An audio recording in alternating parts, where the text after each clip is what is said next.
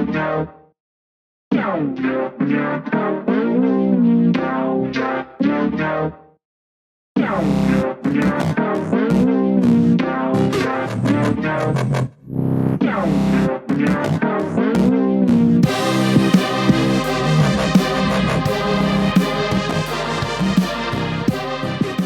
back. Welcome back to Terror and Touchdowns. I am your host, David Ritchie, and I come to you from the snowy landscape of West Texas. I'm going to hold that up so you can kind of see.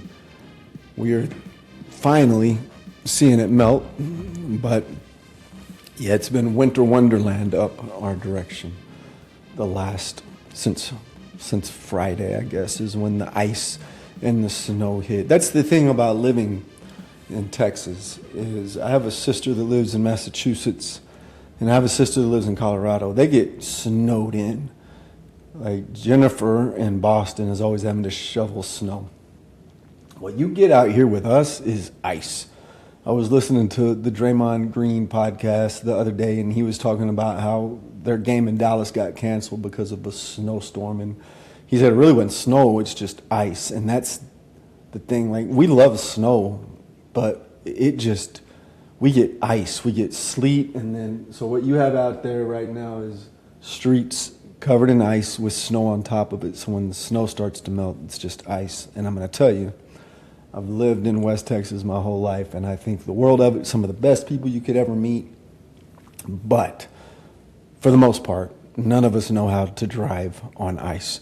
We think that we should still be going 75 miles an hour and turning at high rates of speed. And so that's why when it's icy outside, in my old age, I just stay home because it's way safer.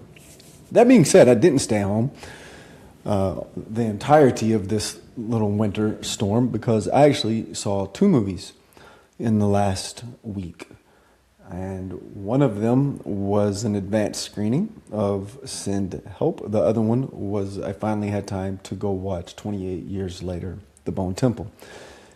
But we're not going to do both of them in one episode. We're going to split them up so I can get more videos on my channel. Because I'm really not going to advertise this channel that much except for letting people know when I release episodes until I have enough stuff for people to view. So we're going to start with a really short episode, completely spoiler-free, that discusses Send Help. So if you are kind of trying to decide, do I want to go see it? Do I not want to go see it? Maybe I can help you make that decision. And I can just end the episode right here and tell pretty much everybody, you should go see it. End the podcast. It's not the best movie you've ever seen, but it was a lot of fun. So first off, I think it's released Friday. I don't have a clue when the embargo gets released. I have not really seen many reviews for it. I am one of those people, when I see a trailer for a movie, or if I see a movie poster, and I'll go home and kind of research that movie, reviews really don't have a lot to say for me on whether I go or not. If it's iffy, that's when I check the reviews. Like if I only have X amount of time, X amount of money, I've got some time to kill, but I got some things to do, or we could go to the movie, then I will check the reviews and let them guide me as to that final decision. But if I got time, I'm going to go because multiple reasons. And I say this in a lot of episodes. I love going to the movie theater. I have great memories of my childhood, of when my father would take us all to the theater.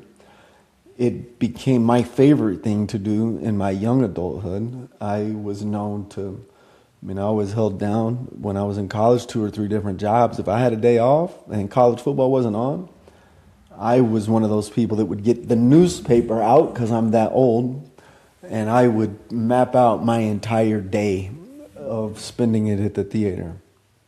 Sometimes I'd pay for all the movies, I'm not going to lie. I was talking to Logan last night. Not necessarily proud of this, but sometimes I wouldn't. I was under the belief that if I wore a hoodie and a hat to the first feature, if I went to the restroom and took the hoodie off and put my hat backwards, nobody would recognize me. Later in my life, I worked at a movie theater, and I realized that it wasn't that they didn't recognize me, it's that they really didn't care. So I didn't do that often, but there was a few times. I remember I was with two of my friends back in the day. Shout out Dustin, shout out Todd. And we had gone to see, I can't remember what we were at the theater to see, but Sixth Sense had just come out, and this was prior to Fandango, which is where I book most of my movies because they're really good. When you can't go, you just exchange it for credit, and then you can use that credit the next time you go. But anyway, it was back before assigned seating and recliners and all that, and somehow we ended up sneaking into a nighttime showing of The Sixth Sense. And I don't have a ton of memories from that other than it was packed, and it was a lot of fun. And I believe it was either Dustin or Todd. I had it figured out from the beginning. I'm not the best at figuring things out. Sometimes I am, sometimes I'm not. I was watching a series the other day, and the person I was watching it with, she had it all figured out by episode 3. And she would say, I bet this is going to happen. And I'd be like, that's really smart. I think you're right. But it had not crossed my mind at all. So I don't know how I got sidetracked on that, but I got started by just saying if I have a good reason to go to the theater to watch a movie, I'm going to go. I just love the experience. I love getting, I have popcorn movies. I like getting popcorn, and I mix hot tamales in it, but I don't get popcorn for every movie. There are popcorn movies, ones I really look forward to. There are movies that I won't go see without Hayden and Logan because they mean something to us, and so we'll go see them together. There are movies that I have to go see by myself, Terrifier franchise, and there's no one that I know that's going to go sit through that with me, but I love going. And so if I have the time and the money and I remotely think this is a movie that I'm going to be interested in, I'll go. I think I've walked out of 2 movies in my life, and you would think if I walked out of movies, I'd be able to tell you what the movies were, and I can't. But that's probably because I went to a movie and ended up having to leave for work purposes or something along those lines. I have fallen asleep in a couple movies. I remember falling asleep in The 13th Warrior, but it was only because I had gone out and we had been out and stayed out all night. This was back in my college days. And I just wanted to see it. So I went to see it, and I ended up sleeping through the entire thing. But it wasn't because I didn't like the movie, it's because I was exhausted. I've since seen The 13th Warrior about 100 times. And it is one, now that I think about it, that I need to show to my sons. But I say all that to say I didn't need any encouragement to go see Sindel. Sam Raimi, big fan, obviously. He doesn't direct just a ton of movies. I did not love his Doctor Strange movie. I didn't dislike it, but I didn't love it. It was not my favorite of the Marvel movies, and I am a Marvel movie, superhero movie junkie. But when it comes to what I would call true Sam Raimi movies, obviously The Evil Deads, The Army of Darknesses, and Drag Me to Hell, then I'm always gonna side on I'm always gonna err on the side of we're gonna give this a shot. We're gonna go see this. So as soon as I saw that Sam Raimi was coming out with an original movie, and then I saw the trailer, and I was full blown in. There was no part of me that did not think I was not going to like this movie, and it satisfied that 100%. If you listen to my podcast when I talked about my top 10 horror movies of 2025, I talked about Weapons and how when I went to see Weapons, I was let down, but I don't think it was because of Weapons. It was because of the amount of hype I had allowed Weapons to build in my head. And when I went, I think I thought I was about to watch the best movie I had ever seen. And it disappointed. I went back and revisited weeks later, and I loved it. And so I'm a believer that a lot of how you feel about a movie is already movies either start, ahead of the game or behind the game. Send Help just kind of started even. I was pretty sure it was going to be very along the lines of Drag Me to Hell, which I think, and I have not watched Drag Me to Hell but maybe twice, but I had a great experience at the theater and I remember liking it the other time I saw it. And there was just no doubt that, and when I saw the trailer, and you've got Dylan O'Brien, I mean, you basically have two main characters. You've got Dylan O'Brien and Rachel McAdams.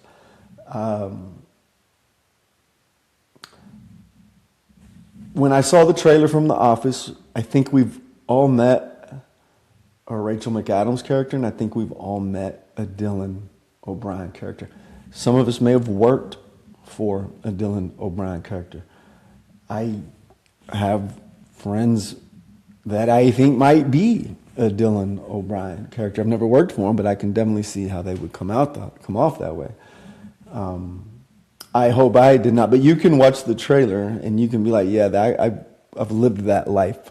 I've worked next to someone in another cubicle that was very Rachel McAdams-ish, and they do a fantastic job at the start of this movie in developing what kind of person she really is. And that, I mean, there's a lot of people like her, quirky, smart, hardworking, not fully in touch with reality, but not, and kind of a cat lady type person, lives by herself, They established that Sam Raimi does a fantastic job, and the writers, I think, I'm looking at it here, Damian Shannon and Mark Swift did a fantastic job of quickly establishing those characters.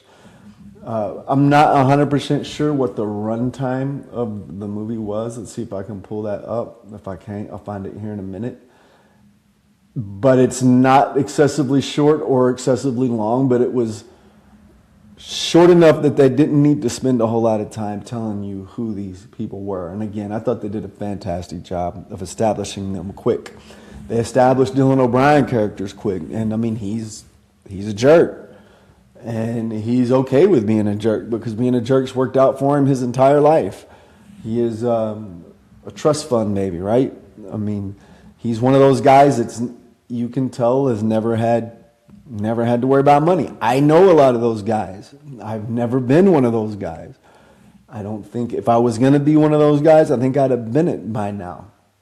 But I know a lot of people that have lived their entire life knowing at the worst, I'm going to be rich. And, I've also known quite a few people on the other side with like Rachel McAdams that at the worst, I'm going to be a good employee that takes my job too seriously and believes and lets a lot of my value get caught up in how good of a worker I am. And the company is going to see that and take care of it. And I really believe that's the kind of the baseline premise of this. You've got Rachel McAdams, who is a fantastic worker who will bleed for this company that does not respect her. The company might. You get a few tidbits of information that there are people at the company and people that had been at the company that might, but the current and brand new and young CEO of the company, Bradley Preston, who is played by Dylan O'Brien, does not value her, does not respect her or her work, could care less about the work, doesn't even know how good of a worker she is. And I think that's a great lesson for a lot of us. I've told many people that. Guilty is charged in losing who I am in the results of my job. And also guilty is charged is realizing real quick when I leave a job that they didn't care near as much about me as I did about the work that I gave them.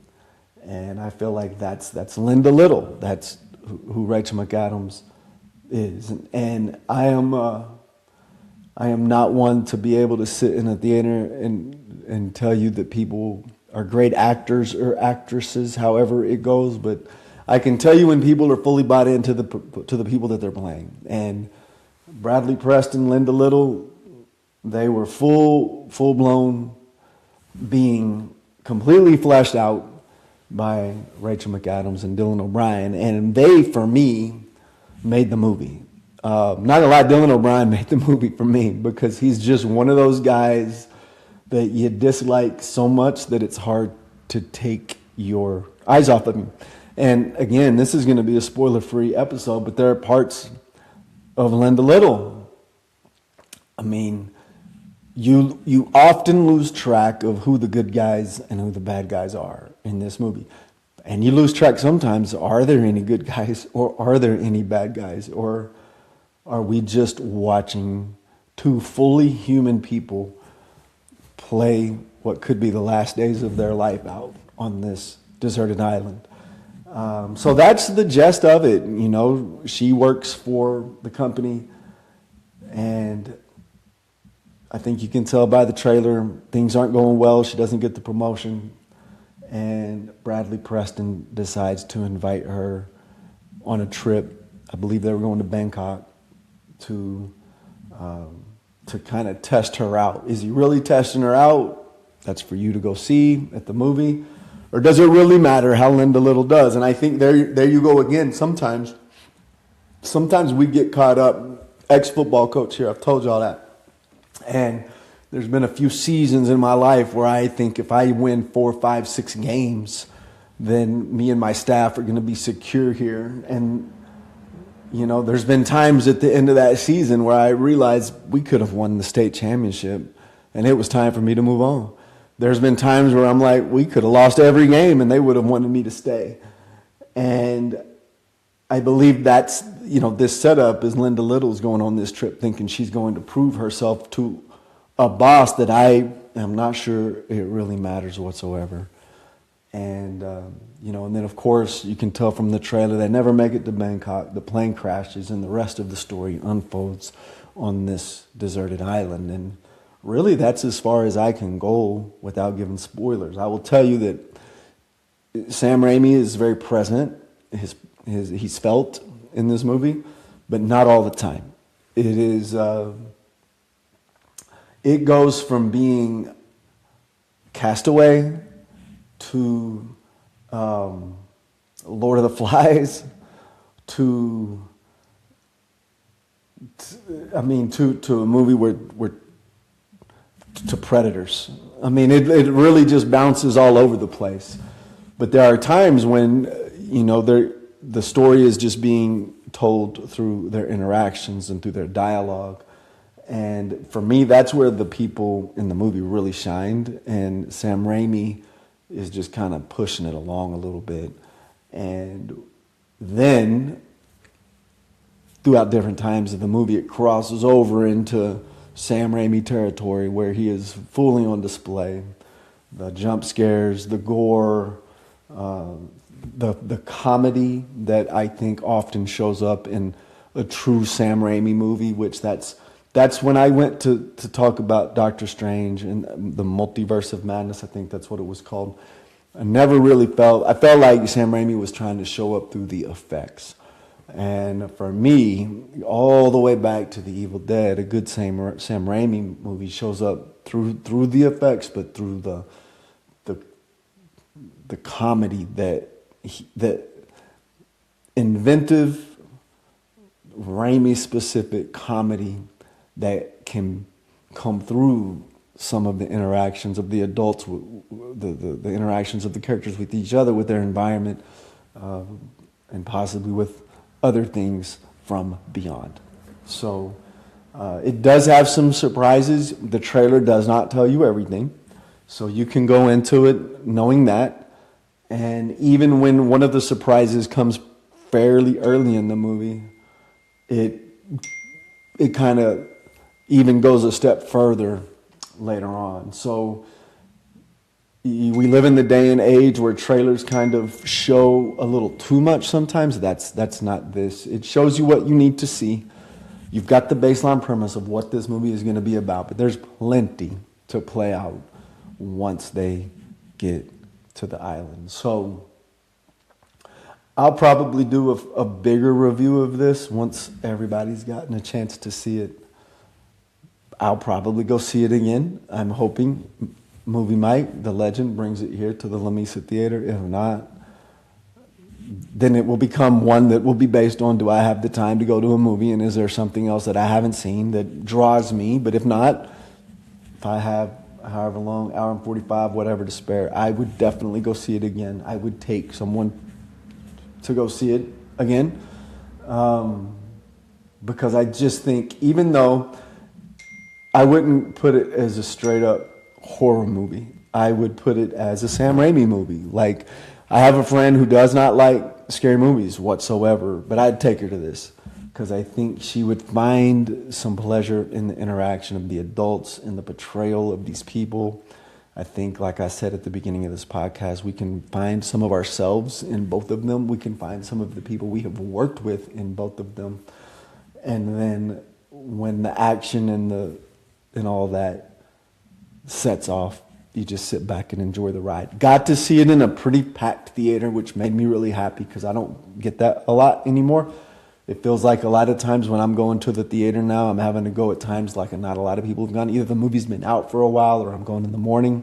I was able to see this, like I said, at an advanced screening. It was playing one time, and the theater was at least 80% full. There was a guy to my left that had the same sense of humor as me, because there were times I started laughing and no one else in the theater was laughing except the guy to my left.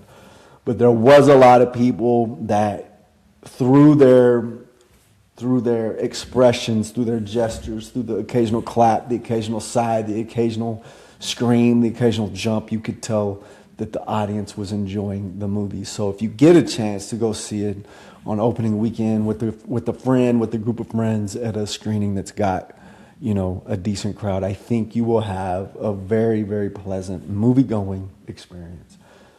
My initial grade of this, we always do football grades on Terror and Touchdowns, and I would call this a solid movie. So this is a 21-7 game. Our game plan worked out, and we were able to score points and control the ball, and our defensive game plan was solid. They did score one time on us. There are parts of this movie, it might drag a little. I think they could have sped some of the stuff on the island up. Sometimes it goes back to there's a kind of a common theme throughout the movie that I think they went back to maybe one more time than they should have, but it didn't take you out of the movie. There was no point in time where I was restless nor wanting it to end, but I can see a place where you could have trimmed 5 to 7 minutes from this movie.